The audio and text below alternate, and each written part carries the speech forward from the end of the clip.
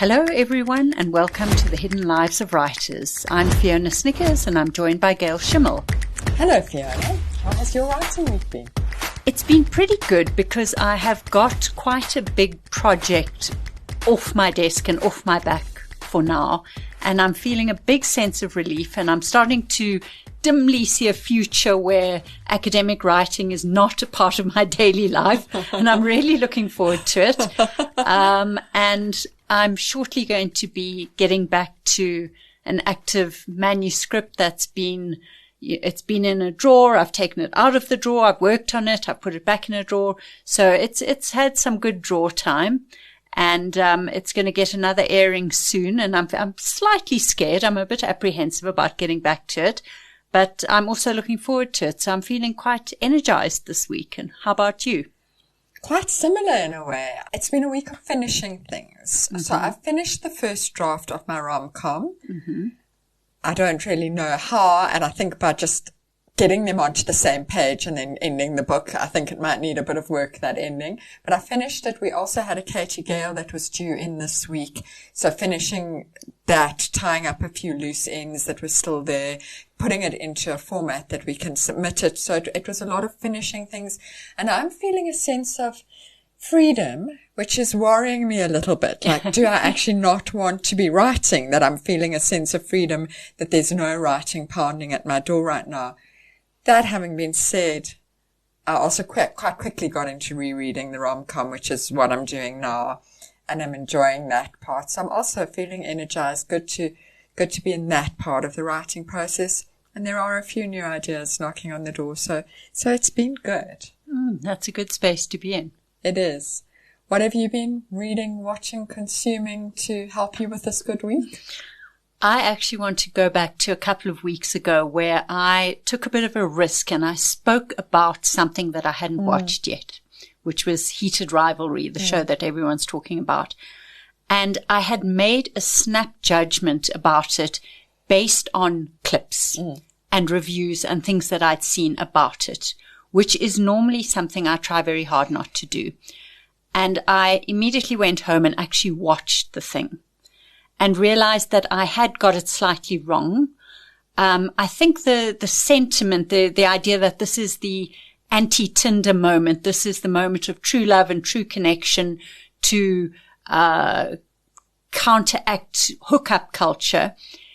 It was sort of right and also sort of wrong, and fully understanding that is what it means to have actually consumed the content rather than just consume stuff about the content. And really, the message it sends is a bit of a dubious one. It's basically keep on hooking up for years upon years, treat each other like pieces of meat, and if you do that long enough, true love will arrive. Which maybe it does happen that way sometimes. Is that terrible advice? I'm not convinced that that's actually the best advice, that if you just keep anonymously hooking up long enough, true love will find you. Mm-hmm. But, it just reminded me, and this is something that is a principle of my life. I will not make a judgment about a book or a movie or anything, any creative output that I have not watched or read myself. You think you think you've understood from reviews. You think, oh, this isn't for me. Oh, this is so problematic. Oh, this is so terrible. Or, oh, this is so wonderful. But if you hadn't actually read it or listened to it or watched it yourself, you don't know. And it is very, very likely that you are wrong. And I think people are far too quick these days to say, oh, I'll never read that book. It's terrible. How do you know it's terrible if you haven't read it? And I think particularly when the common discussion is outrage and that kind of emotion, we are very easily outraged these days. Yes. And we are very quick to jump on the outrage bandwagon. And I think before we feel outrage, which is quite a strong emotion, really, yes. we need to know what we're talking about and whether we really are personally outraged by the thing everyone else is outraged by. Yes. And I think that is such an important step to take. Very, very. And it's interesting that you should talk about not judging things before you've done them, because I am about to now do a thing that I try not to do because it can go so badly wrong, which is to talk about a book before I'm finished reading it. Right. But it's just been so interesting for me, and also on the topic of changing your view, and also kind of the timing with today's guest. I feel like I have to talk about this today. So I have a strong view. Until a few days ago, I had a strong view that I hate Hilary Mantel. Right. Not dislike, actively hate Hilary Mantel. And then Kate Sidley did a post on one of the Facebook book groups about a book called Beyond Black by Hilary Mantel. And I read her review, and the book sounded like everything I love in a book. A psychic, a quirky book, unusual characters, but Hilary Mantel. And, you know, I am completely opposed to Hilary Mantel. And I think it's Wolf Hall. I think I read Wolf Hall or did not finish Wolf Hall and just was outraged that this thing had won the Booker Prize, and I found it unreadable, and I was just outraged by the very existence of Hilary Mantel. And I trust Kate, and Kate said to me, "You're going to love it." And I have started reading it, and I'm at 60% because I'm reading on my Kindle, and I am loving it. I'm loving the writing. I'm loving the story. I'm loving the unexpected characters, and they are completely, the psychic has this absolutely revolting spirit guide who does nasty things to people in their sleep. He's revolting, and it's so unexpected because spirit guides, ooh, I'm loving it. And now I might have to reevaluate everything I ever thought about Hilary Mantel. And I might have to can my outrage and reread everything except I draw the line at Wolf Hall.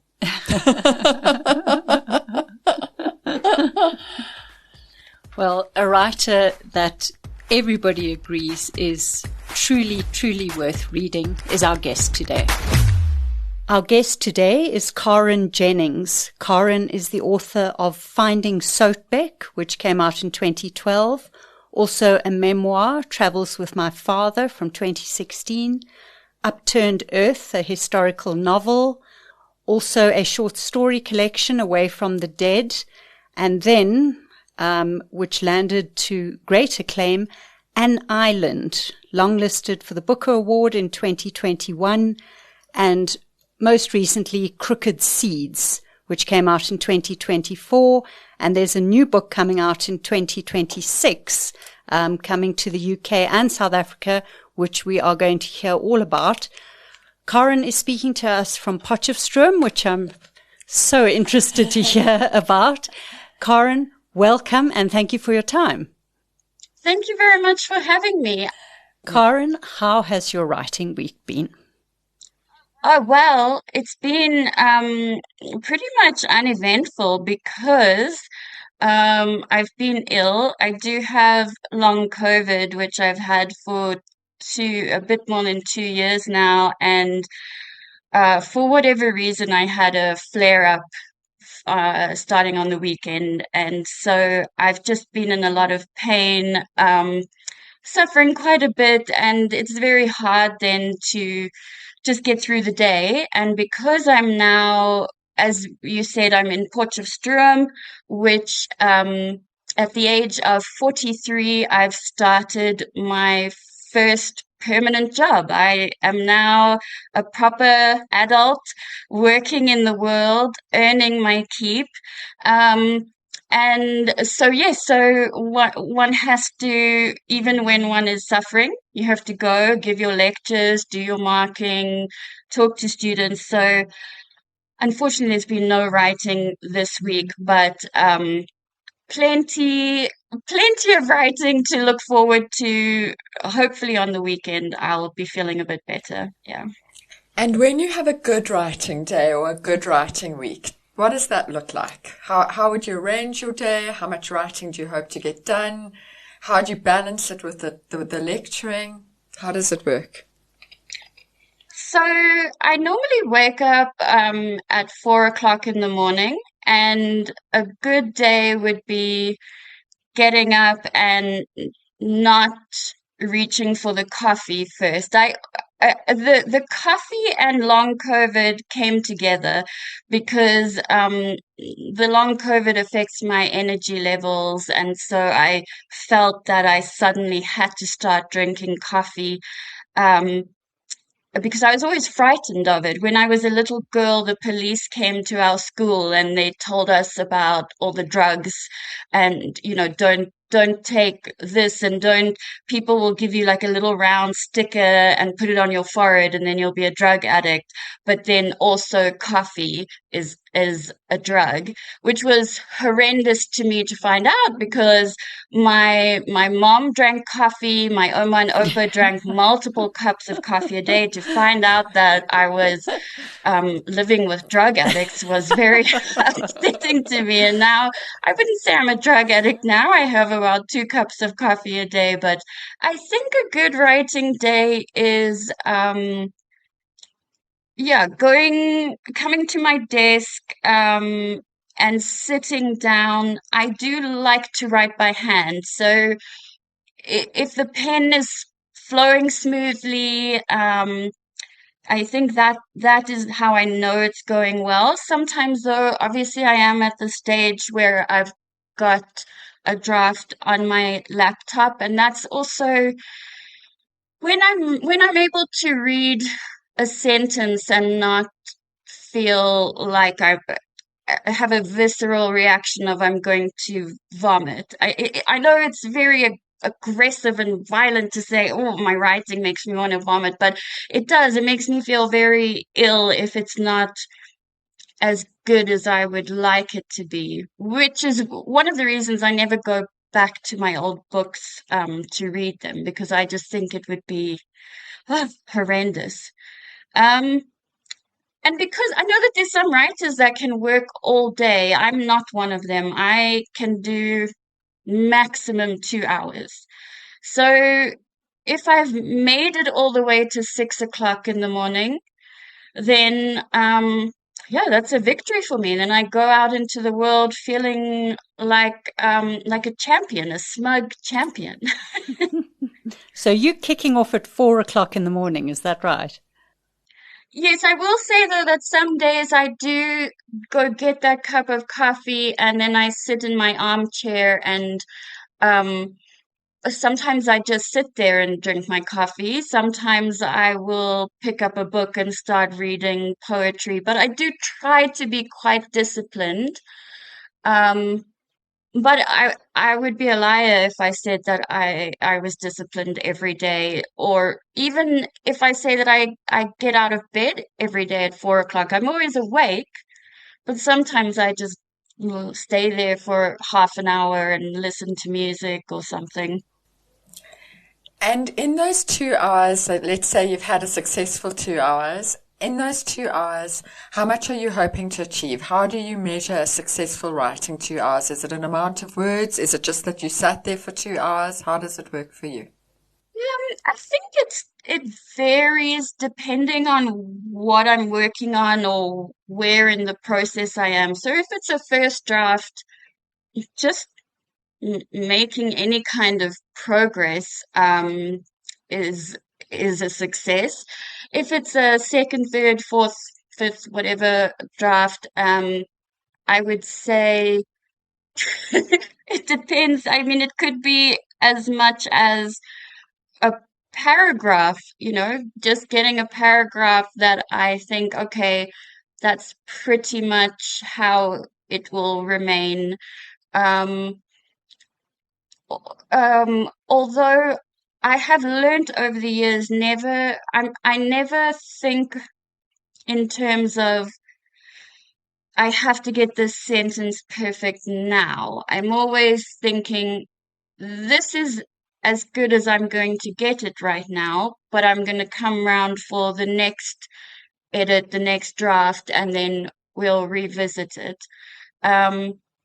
So I was actually talking to one of my students today, and she was saying that it takes her so long to write anything because she wants to get each sentence perfect. And I said, it's important to get each sentence to be perfect, but not to start that way, because you're never going to progress. And if you have a perfect opening sentence, but literally nothing else, that is not going to be much of anything.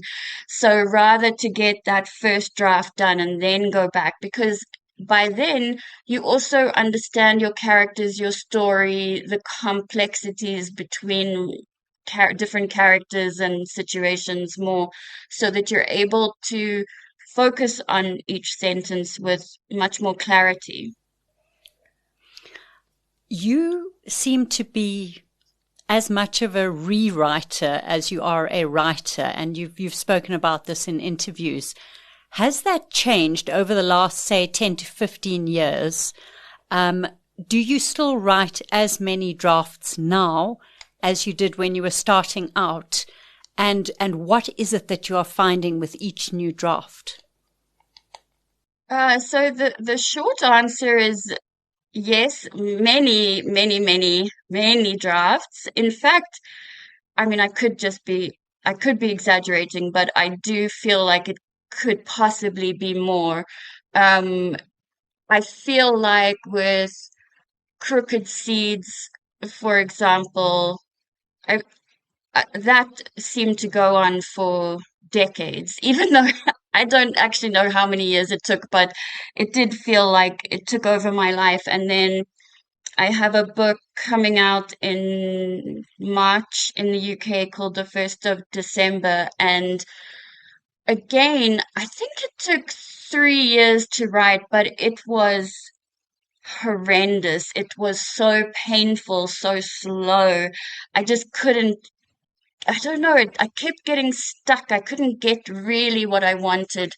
And I'm having the same experience now with the novel I'm working on at the moment. So I think I probably am just very much one of those people who I find out what I want and how to get it more from doing than from thinking. So I know that some people do a lot of planning, and I do a little bit of planning, but I don't really know properly what is going to happen until I'm writing it. And even then, as I write it, I know that I don't have a clear idea, so I'll just put a bracket or write to be figured out, or something will come here. And yeah, so I'm not afraid of leaving big blanks and thinking, well, I know something has to come here, but I don't know yet what it is. I'm very fascinated by this. So if you leave a big blank, how do you know where to go after the blank?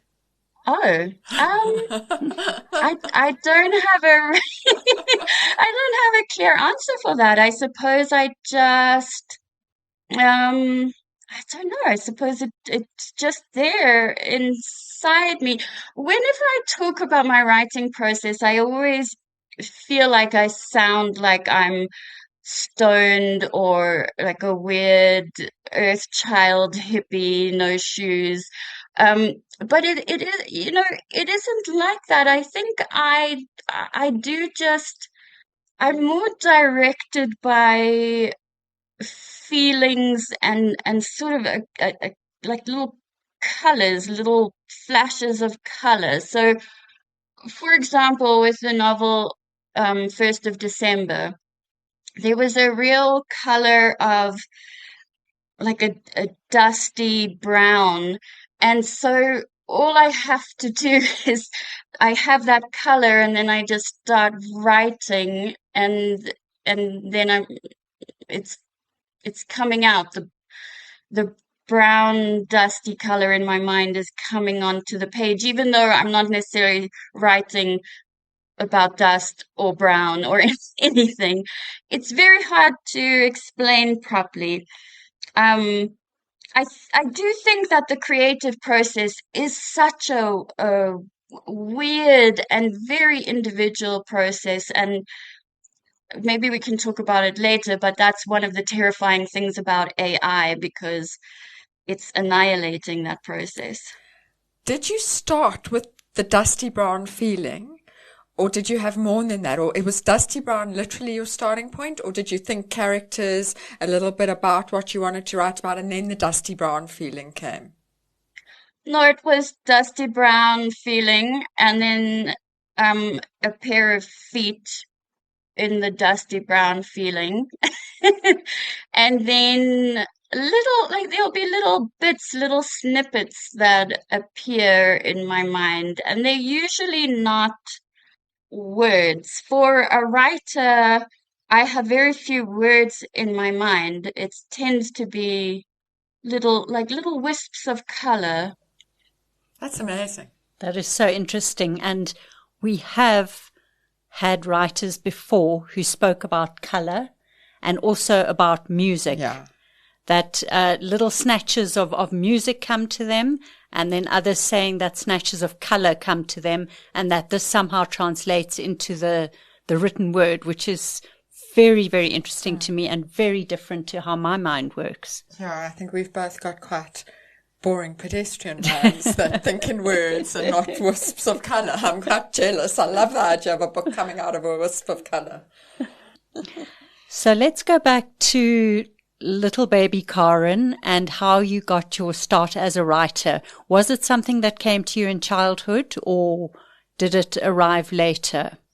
I do often think about this, and I will go off on a tiny tangent immediately about my father. So my father was quite a complex person in that he was very much a man of his time, where it was hard for him to express his emotions or to really, he had two daughters.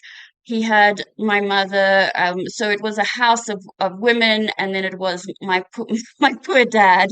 And he was also, because of the way he was raised, he was often quite angry. He didn't know how to express his emotions, so he was quite an angry person, especially around about the time my sister and I started heading to puberty. I think at that point he thought, what can I do? Everything is lost. These young women, they don't care what I have to say.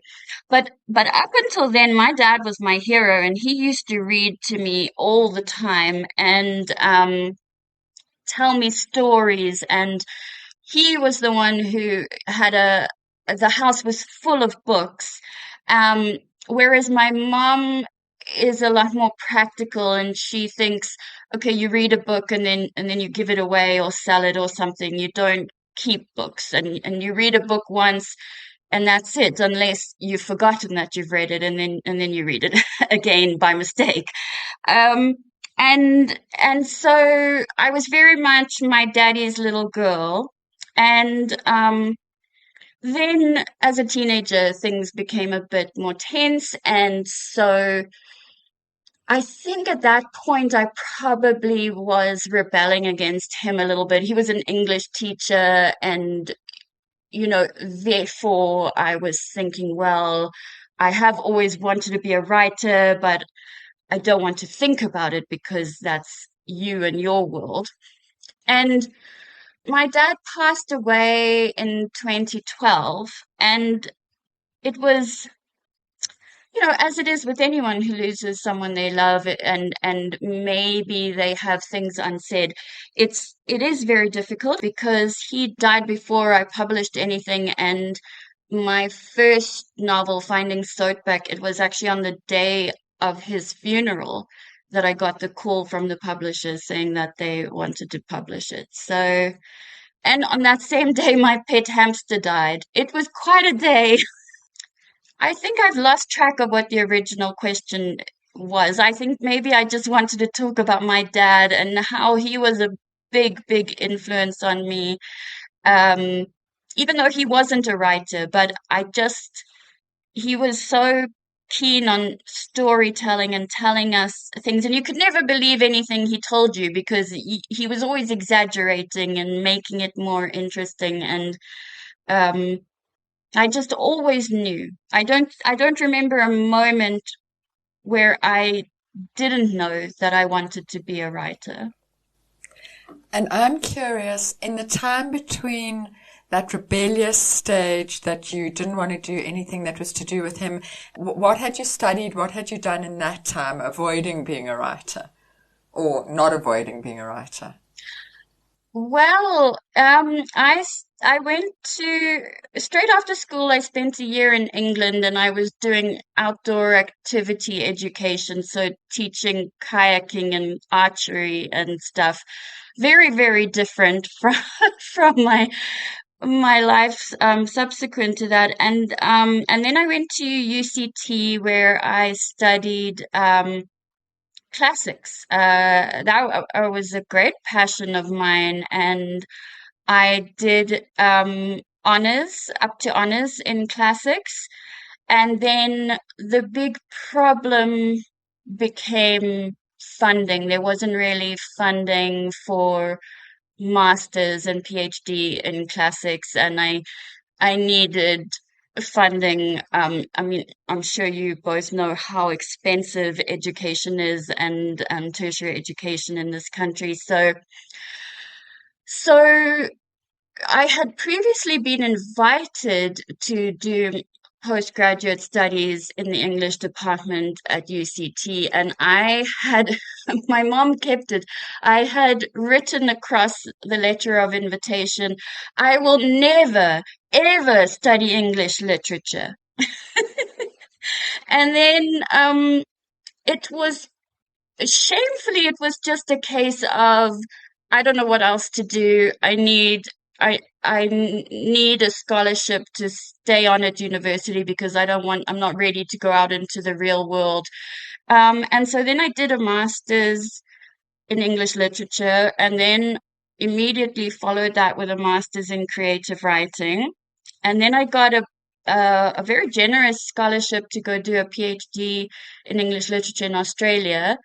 But while I was there, there was just a lot happening, and then my dad got very sick, and so I came back, and then I think it was after my dad passed away that I started a PhD here.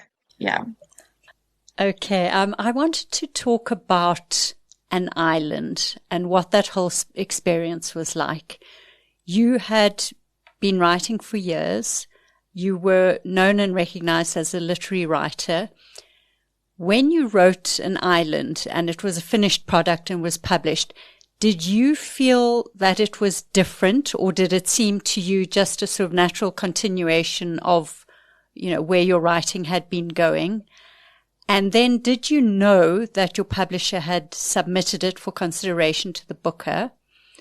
And if I can ask a third question, where were you and what were you doing when you found out you'd been longlisted?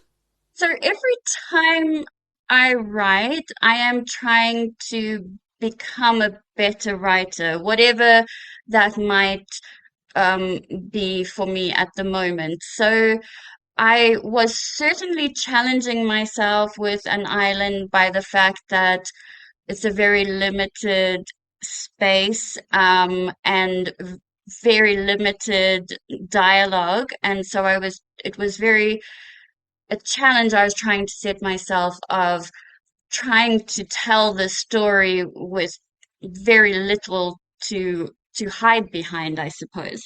And so I knew that it was better than what I had written before, in as much as it should have been better because one should be improving. I didn't think it was brilliant. I think there's a lot that could be done better now.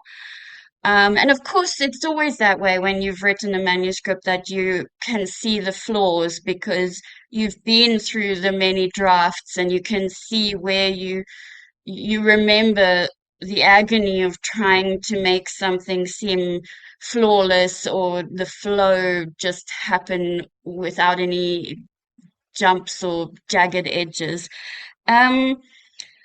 So yes, I knew it was better than what I'd written before, and I was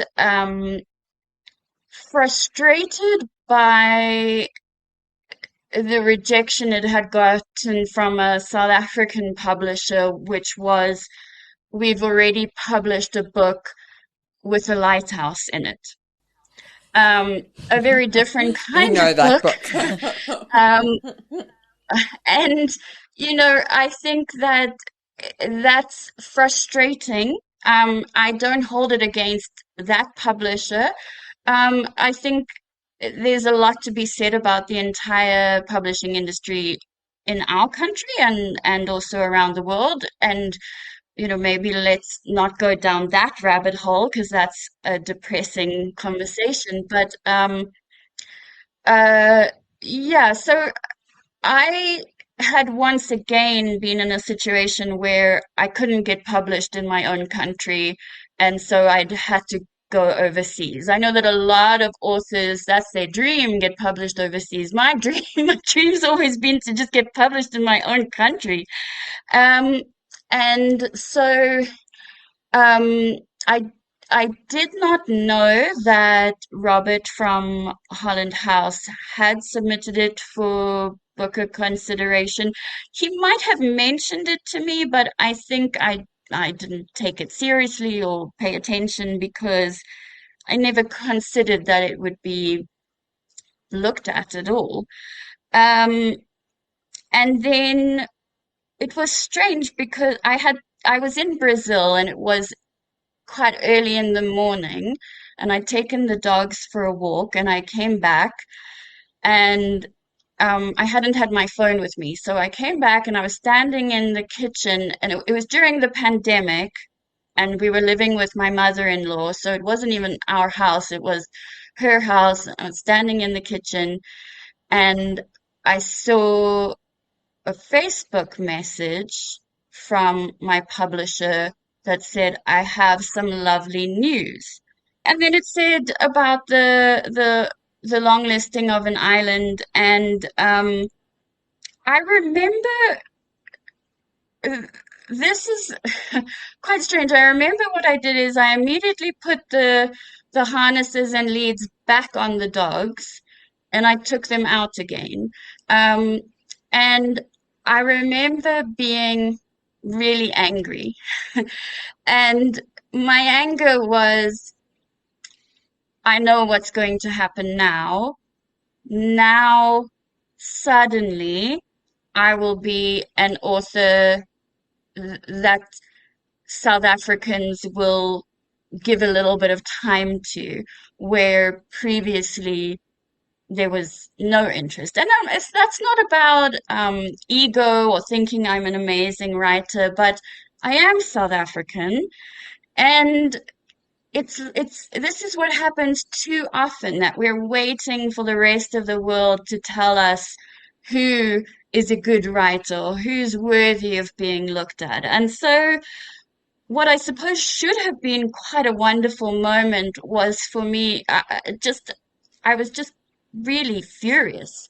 And then I took the dogs to this dam where a lot of capybaras were living, and we were standing looking at them, and one huge, big daddy one charged at us, and we ran away, and that made everything better. That's so funny. And did you ever reach a point where you were delighted by it? So there have been many good things about it, of course, and that's why I'm sometimes a little bit ashamed of that my first response was so negative, because of course good things have happened. So, for example, we were able to start the Island Prize, which is an annual prize for debut novelist or an unpublished manuscript for writers from Africa. Unfortunately, we have needed to put that on hold this year because of the incredible advances in AI, and you can just, it's very hard to prove. I mean, we do have this problem at the university. It's hard to prove the use of AI. And so we're just trying to find out how we can make sure that authors that we do longlist or shortlist or then put forward to publishers or agents, that we can definitely say that they haven't used AI. So that's why it's on hold at the moment. But that was a great thing. And through it, I've been able to work with so many great writers from different countries in Africa. We're still working with one of the shortlisted writers from several years ago, and we're still working with her. We're still in touch with writers, and that's very special to me. It also, of course, there was some money involved because based on the long listing, the novel was then sold numerous translation deals and different publication deals and things. And that money, like I said, this year is I'm 43 and I have my first permanent job. The rest of my life has always been just grubbing around trying to get little jobs here and there to make some money. And so it was very good to have some money that I could say was my money, because I didn't have any money. I was living in a foreign country. I was unhappy and I felt I didn't have any option but to stay there, because there was no way I could have come back home. And so the money did help me to come back home, to bring my dogs over with me and all my stuff, um, and basically start my life over. There wasn't much left after that, but yeah, to start my life over, and for that I'm incredibly grateful. I'm so relieved the dogs came with you. As you started the story about the dogs going on the walk, I was thinking, and she's had to leave those dogs behind in Brazil, and how must she be feeling talking about them now? I'm so relieved the dogs came with you. Oh yes, I would never have been able to leave them. That would have broken my heart. I would never have recovered from that. So moving on to Crooked Seeds now.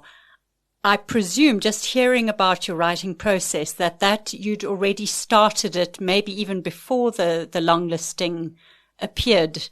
But the long listing must have really sort of put wind beneath the wings of that book. But you've said in interviews that it was very difficult to write the character of Deirdre, and she is a very visceral, sensual sort of character, and not in a good way, in a kind of ugly way. There's a sort of physical grossness that is difficult to grapple with and come to terms with. How do you find that voice, or how did you find that voice? Like each day putting yourself back into that voice, and also what did you do to protect your own mental health when you were struggling with writing that character? Sure. That's a lot to remember.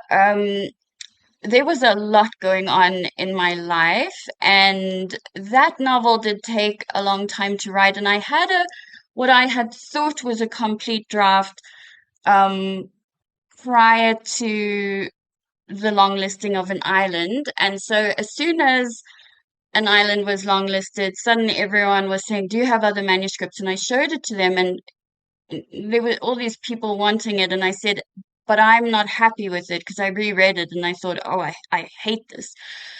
So then I started working on it again, because when this is very difficult to remember the chronology of things, because this was during a very unhappy time in my life. It was during COVID. It was during moving back to South Africa. So life was kind of in chaos.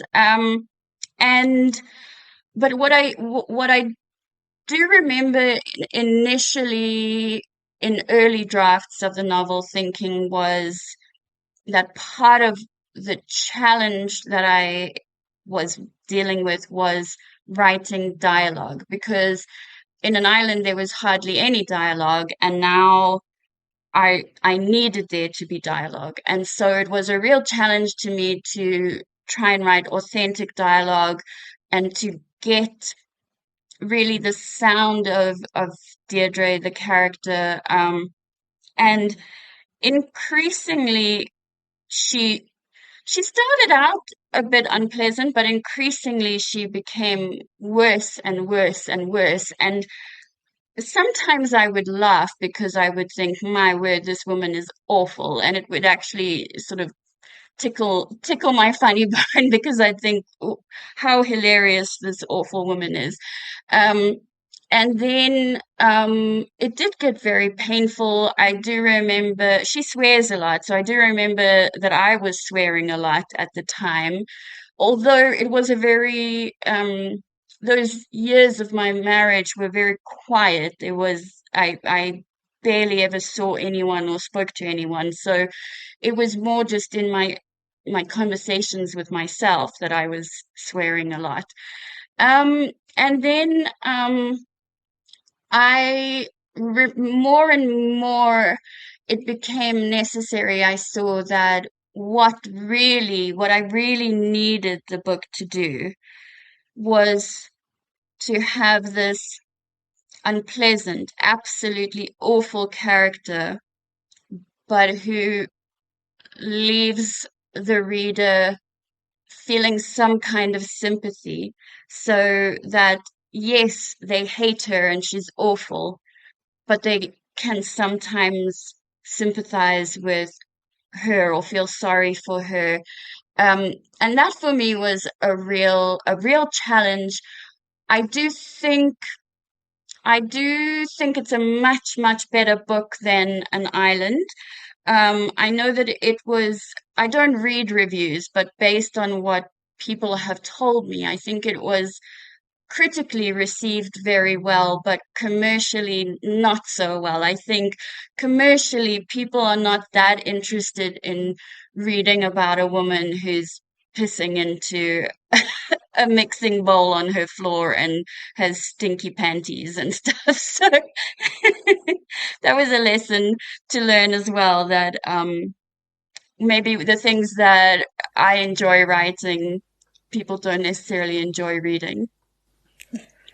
And was there any pushback from your publisher on having such an unpleasant protagonist? No, not from my UK publisher. The publisher in the US, they wanted to take out a small scene, or maybe it might have been a word. It might just have been a word where they said, she's so awful. Maybe let's take out this one word, and I can't remember what it was, and must have been a I terrible can't even word. remember if I took it out or not. don't remember, but that was as far as it went, I think. I do think, though, that one of the other big problems was how it was marketed in America and in Australia and New Zealand as a crime thriller, which it's not. It's not a crime thriller. There are crimes, but it's not a crime thriller. So I feel very sorry for people who love that kind of genre fiction, and then they picked that book up. It would have been very, very disappointing for them. And how do you feel about this idea of a kind of collective responsibility for apartheid, and a kind of guilt by association, where your family members did this? Did you also do that? How could you associate with them? Just that sort of collective guilt and collective responsibility. It was obviously something you were very interested in exploring. Yeah, so I will say that it is something that I grapple with all the time. I feel a huge amount of guilt and responsibility, but I think a lot of that is also just to do with being human and trying to see the human in other people, no matter what their race or background. And it is something that I've always been the person who, if someone comes to the door and they ask for food, I give them food, and I will give them a lot of food. Or if someone asks for money, which I almost never used to have, but if I did have, I would give it to them. And it wouldn't be about, look at me, I'm giving away all this to this person. It's about thinking, who am I to keep this person from starving, or to deny them the opportunity to eat or have a place to sleep tonight. And I don't have the right to judge whether one person is more worthy of 5 Rand or 10 Rand or whatever it is than someone else. I do think that there is a responsibility from anyone in a position of privilege, and that's not to do with white privilege or black privilege or whatever privilege. Anyone who has sufficient money that they can give to someone who is struggling. We have, I think it's something like 65% unemployment rate in this country. The majority of people are living beneath the breadline. They don't have access to clean water. They don't have toilets. Children are drowning in pit toilets, schools. I mean, if you look at the situation in Joburg with water, it's not only the poor that are not being provided with water, it's anyone. We're all, in a sense, we're all equal in this country, in that we have been betrayed by a government that promised us so much more and that should have done so much more. And since we cannot rely on the government, who can we rely on? We need to be helping each other. And there's a lot of, I know that trauma is an overused word, but there's so much trauma in our country that, no offense to anyone and the attempts that have been made, but the TRC, that wasn't enough. There's still so much that is being carried generation by generation. And so I think we all have a responsibility to be helping each other. I want to ask you about writing as an academic pursuit. So you have studied writing, you've done a master's and a doctorate in creative writing, am I right? And you teach writing. So I'm interested in your view of the learnability and the teachability of writing. Those are probably not words, but we're going to go with them, learnability and teachability. I accept those as words. So I have 2 master's degrees. The one is a English literature one, and the other one is in creative writing. And then my PhD is in English literature. And this is a difficult topic to talk about, because I think that too often what happens in any place where you are being taught a creative pursuit, that it can become incredibly formulaic. So this would be the same as learning how to play the piano, or learning how to do fine art, paint a picture, that there are going to be certain teachers who would like to follow a far more rigid, structured pattern where everyone is learning exactly the same thing, and you can write a test and say, this is what needs to be here, and on page 8 this needs to happen. And that's certainly, I've read books like that. I have seen the way that writing is taught, and And it is, for me, problematic because I think when I read, so I get to see a lot of manuscripts that have been written by master's students in creative writing. And far too many of them, I would say the majority of them, are incredibly bland. So they have been absolutely, any kind of identity or individuality has been smoothed out of them so that it's very hard to get excited in any way by the manuscript. It's in all the commas are in the right places. The word choices are great, but you get to the end and you think, wow, that was dull. I can't even remember what it was about. And that for me is very worrying because someone sent me something, they put in some prompts in some AI thing, and they sent it to me and it read pretty much like these dull MAs. And so what are we doing if we are reducing someone's individuality and creativity to a formula that AI can do in seconds? And so this is one of the things that I really want to make a big change with in creative writing, at least at this university where I am, and hopefully people will start to pick up. But the very, very important parts of writing, that it isn't writing by a formula or following rules, that writing is hard work. Writing is not one draft. Writing is not building a brand for yourself and then being rich. That writing is really spending a lot of time each day on becoming a writer. And that's not just writing. A lot of writing involves reading. A lot of writing involves being able to analyze. And this is one of the things that my students and any students, children who have grown up with cell phones, they don't have the same analytical tools that those of us have who grew up before cell phones were in our faces all the time.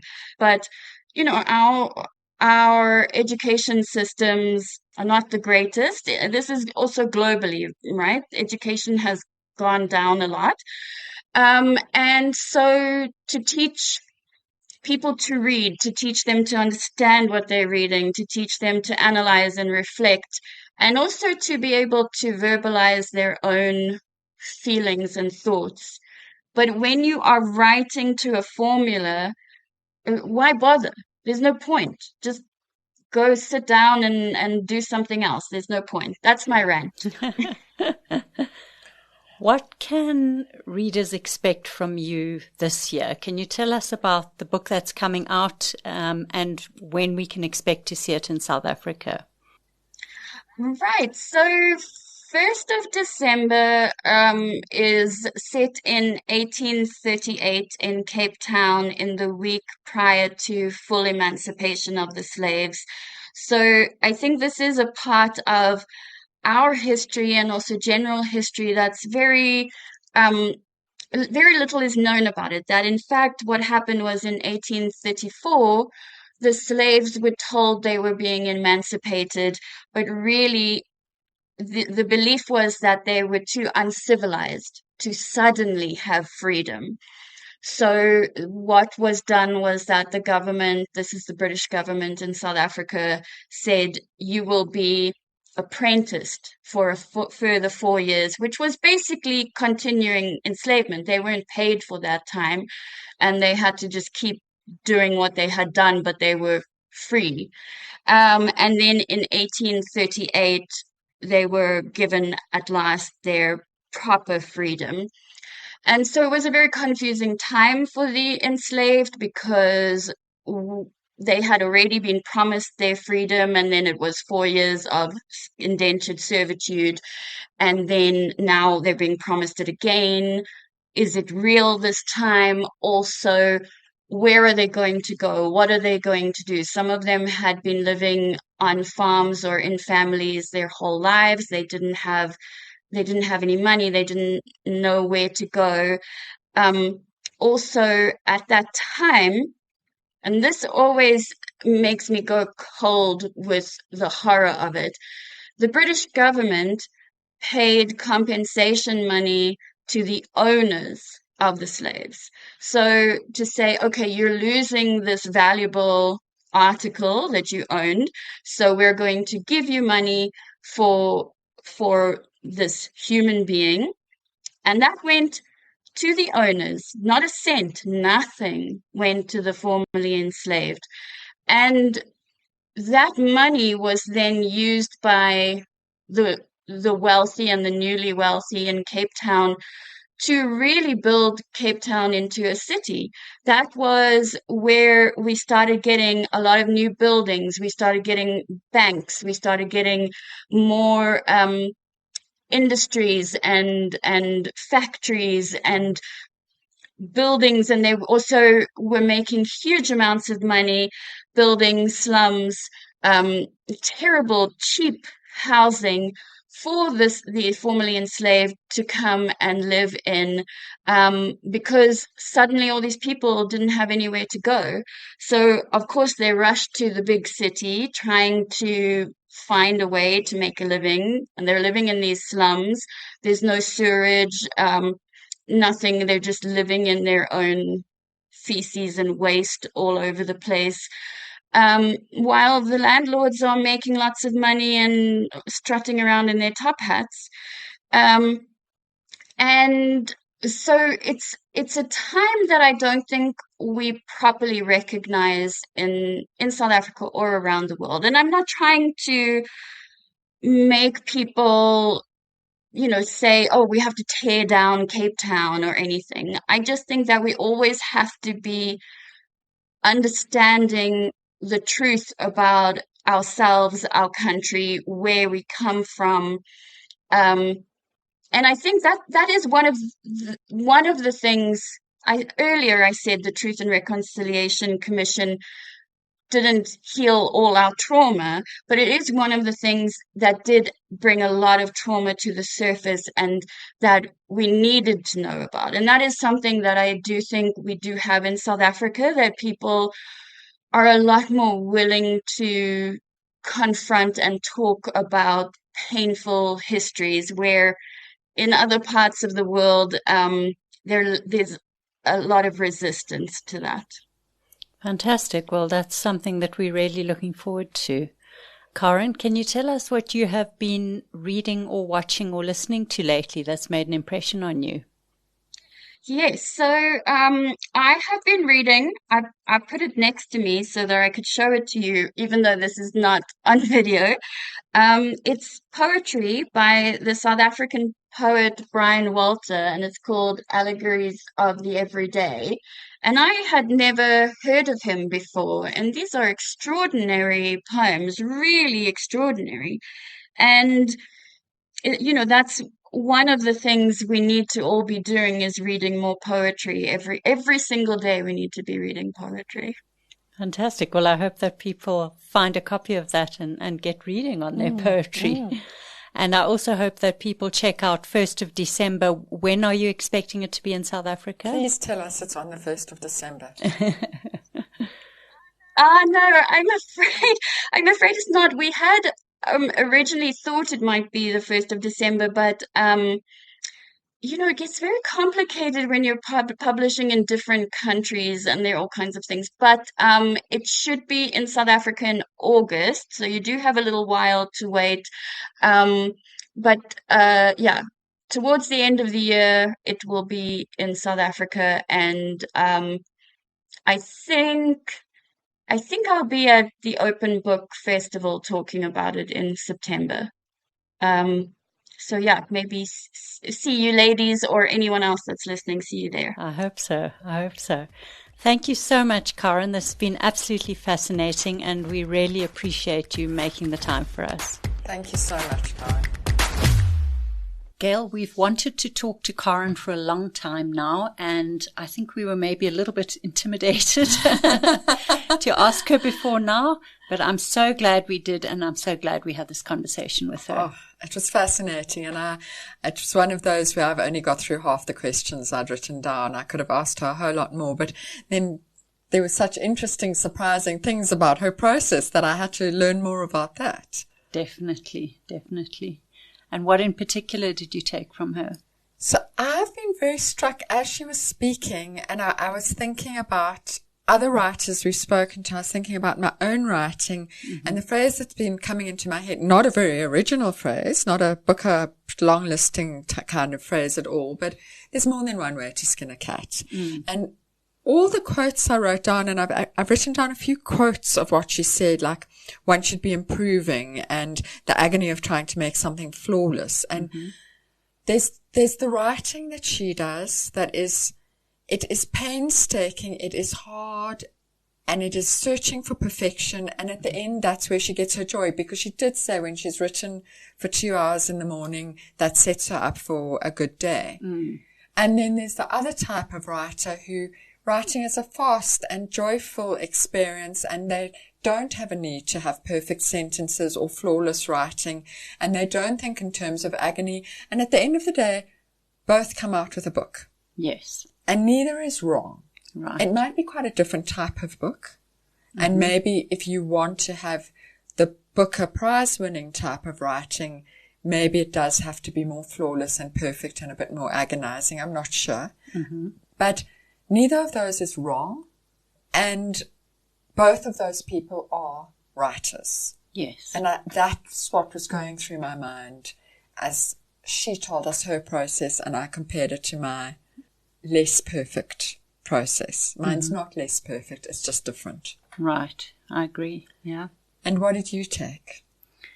I was so interested in what she said about finding the story through doing rather than thinking. That was fascinating to me, and I immediately wrote it down, that she needs to be in the act of writing to find where it's going. That sometimes a book can start with nothing more than some impressions of color, and by sitting down and actually physically writing, those colors turn into words and characters and a plot and things that happen. But that she can't think about it in advance and plan where it's going to go. It comes to her in the doing. That thing about starting with a dusty brown feeling and then some feet emerged, it felt magical. It did. Yeah, yes. like I wish that kind of magic could happen to me. And as you're talking, I'm wondering if she could use it as a system for, I don't have an idea, let me write a psychedelic pink book. And I wonder what would happen to her then. Because Dusty Brown's going to lead to one kind of book, psychedelic pink's going to lead to a completely different kind of book. So if people have read Karen Jennings's books, which I think many of our listeners will have, if you are looking forward to 1st of December, which is coming out round about August of this year, please let us know. You can get in touch with us on all social media, and we would really love to hear from you. You've been listening to another production from Solid Gold Podcasts.